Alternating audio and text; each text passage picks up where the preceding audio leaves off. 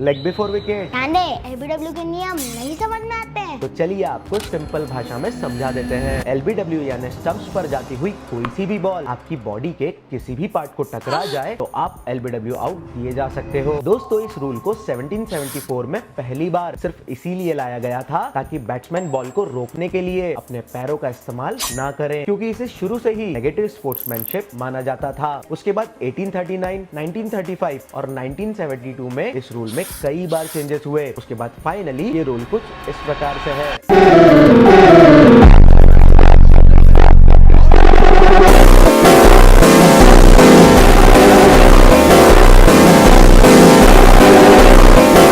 Focus on your team as well while they shine the ball, not just the opposition. इसके 3 steps होते हैं: pitching, impact और wickets.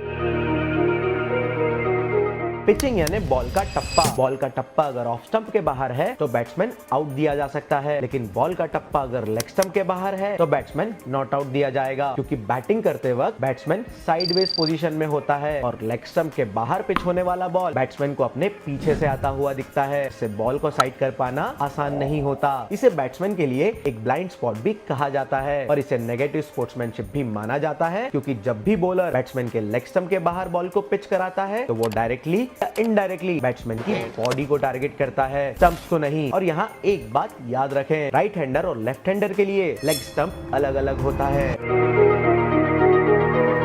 Impact यानी ball और body का contact. दोस्तों, लेग बिफोर विकेट होने के लिए बॉल और बॉडी का संपर्क स्टंप्स की लाइन में होना जरूरी होता है, लेकिन अगर बैट्समैन ने बॉल को लीव किया है या जानबूझकर खेलने की कोशिश नहीं करी तो इम्पैक्ट बाहर होने पर भी बैट्समैन आउट दिया जा सकता है, क्योंकि इम्पैक्ट लाइन में होना तभी जरूरी है जब बैट्समैन ने कोई शॉट अटेम्प्ट किया हो।